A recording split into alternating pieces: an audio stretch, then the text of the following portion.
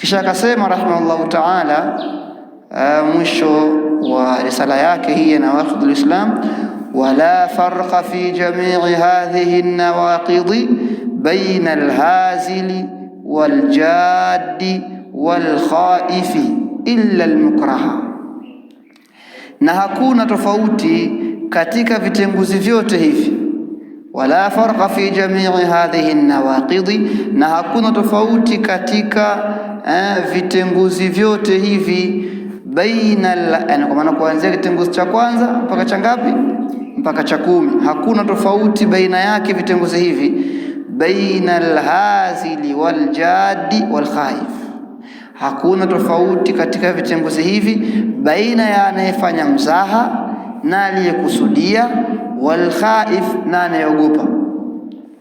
Yani yule atakayefanya moja katika vitenguzi hivi katika hali ya mzaha anakufuru. Yule atakayefanya moja vitenguzi hivi katika hali ya kukusudia anakufuru. Yule atakayefanya moja vitenguzi hivi katika hali ya kuogopa kitu fulani au kumwogopa mtu fulani anakufuru pia. Kwa haijalishi mtu anaogopa kitu fulani au mtu fulani akawa amefanya kitenguzi au amekusudia kabisa au anafanya maskhara na mizaha, wote hawa watatu wanakufuru madamu wamefanya chochote katika vitenguzi hivi, wanakufuru.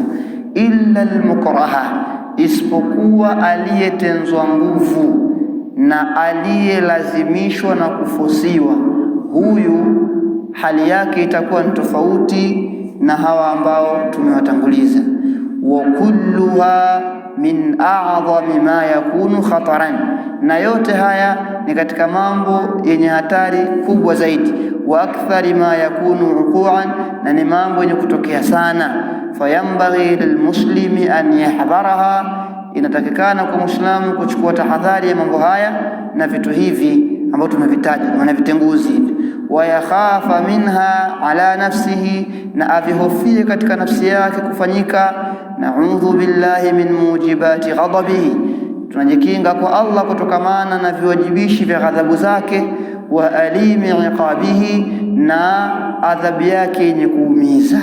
Shekhe amemalizia risala yake kwa kuomba dua na kurejea kwa Allah subhanahu wa ta'ala, na hii ni husnul khitam, ni mwisho uliokuwa mzuri kwa kule kurejea shekhe kwa Allah subhanahu wa ta'ala, baada ya kutaja vitu hatari kabisa, kwamba salama yetu sisi ya kuepukana na vitenguzi hivi ni kurejea kwa Allah na kumuomba yeye, kwa sababu kubakia katika thabati, katika haki, katika dini si kwa ujanja wetu, bali ni kwa msaada na kwa taufiki ya Allah kwetu sisi.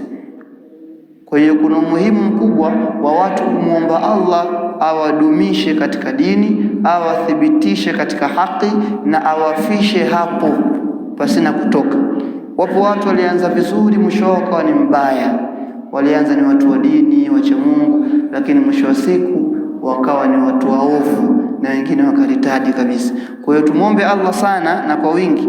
Tazama Sheikh alivyohitimisha maneno yake mazuri kabisa, baada ya kutaja vitenguzi ambavyo anaweza akavifanya mtu yote katika sisi, yeye shekhe au mimi mzungumzaji hapa au wewe msikilizaji, yeyote miongoni mwetu anaweza akatahiniwa na Allah, akateleza, akafanya moja katika vitenguzi hivi, akakufuru.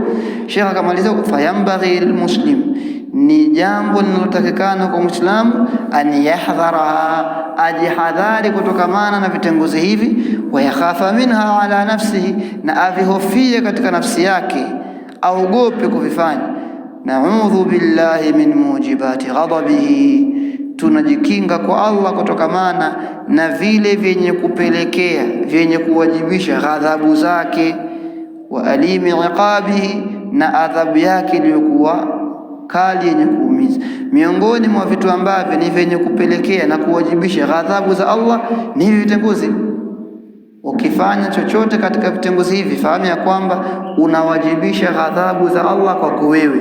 Allah anakukasirikia, akikukasirikia atakuja kuadhibu.